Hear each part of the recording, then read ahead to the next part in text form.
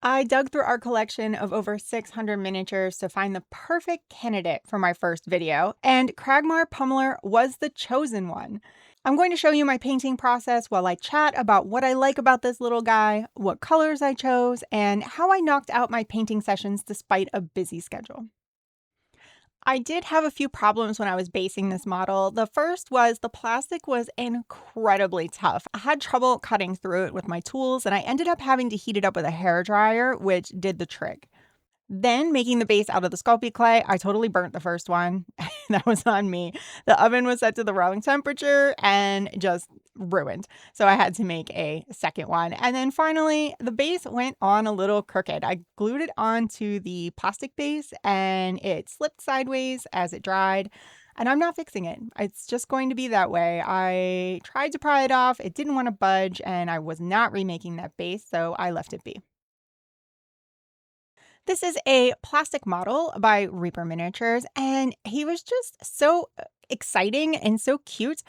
I love that he's dynamically posed, that he's got this uppercut action going on, and the pipe hanging out of his mouth is really what did it for me on this one.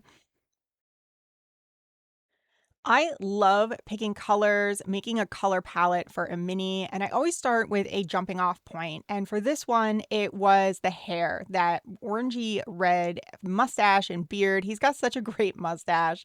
Everything about this model is great, but the mustache is fantastic.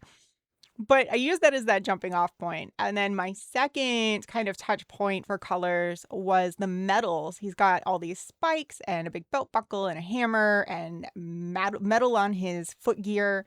So I knew I wanted to do a mix of silver and gold for that. I used silver for all the spiky bits, and then his belt buckle and his pipe are gold. I am using metallic paints for this. I love metallic paints. They look great on the table, and I do paint to play with my minis. So I'm always trying to think about making things bright so they stand out on the table. Fairly quick and easy paint jobs, but still good looking. And I like the way that metallics look when the light hits them.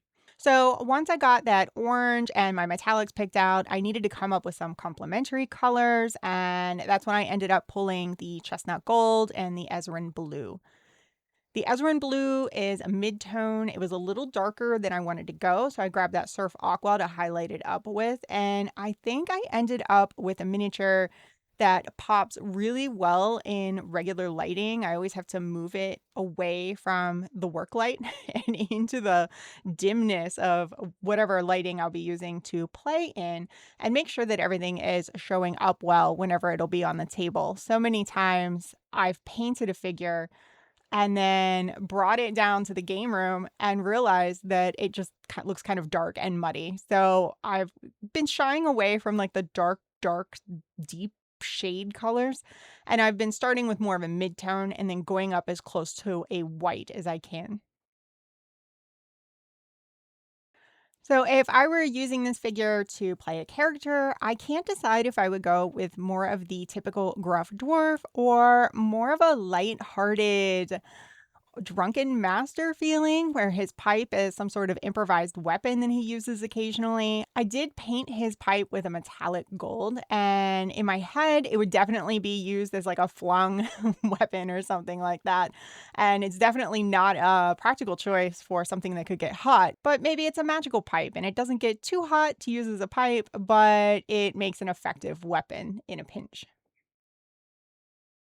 When placing color on the model, I try to make sure I spread the colors all around. So I knew I wanted the hair to be that orangey red color.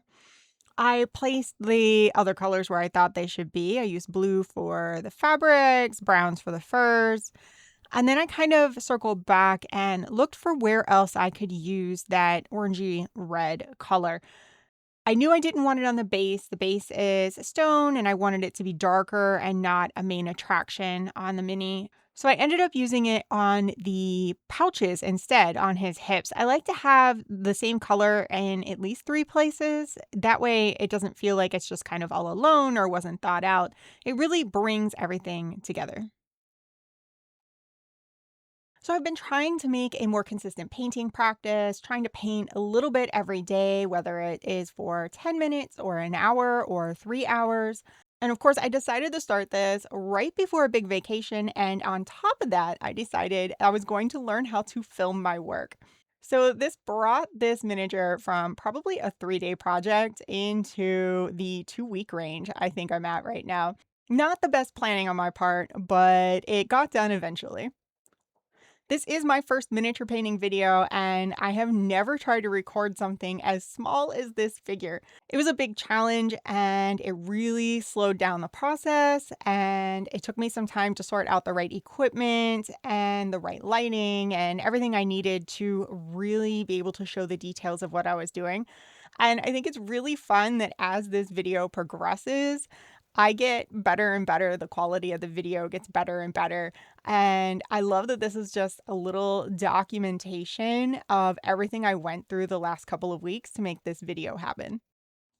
When I get to the bases on my models, I just go into my wet palette and I find all the colors that I've used and I just start kind of blobbing them on there.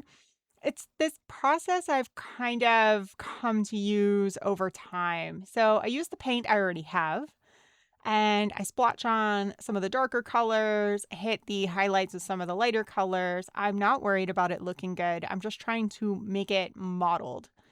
Then I put a wash of something like I'm using walnut brown today, so a dark colored wash. I already had that out, so that's what I used. If I weren't using walnut brown, then the harvest brown would have ended up being my choice. So I just put a wash over that. And then I repeat this process. I could do it 2 or 3 times and we'll dial in the colors as I go. So I knew this was going to be kind of earthy and brown, but I did want just a tiny bit of blue and a tiny bit of orange to peek through. It's probably not a lot. No one will probably notice it unless they look at it under strong light, but it makes me happy just to have that depth in there. And yeah, that is my process on my bases. I've also been enjoying documenting my color palettes, and I made this cute little color palette card so I could swatch off all the colors. I put some pictures of the finished miniature on the back, and this is just for my own reference. I'll have this going forward if I'm feeling stuck and need inspiration for another mini. I can pull it out and be like, oh, let's just reuse this color palette from a previous miniature. Or I can use the palette as a jumping off point and maybe switch one color out for something else. But having that card on hand and a little record of even just miniatures that I've completed is bringing me some joy right now. I don't know if this is one of those little things that you start to do and you have in your head that you're going to have this whole collection of them. And then eventually you're like, I don't know why I'm doing this. This is too much work. So we'll see if that persists through all of my videos and all of my future minis. As for Kragmarr, he is totally done. He's got a little washer in the base. He's got a clear coat on him, and he is going to be ready to go as soon as we need him for one of our D&D games. If you've made it all the way to the end of this video, thank you for sticking with me for my very first video. I plan to post videos once a week, so if you would like to see more of my paint jobs and hear some more of my ramblings, please like and subscribe. I would love to spend some time with you while maybe you paint some of your own minis.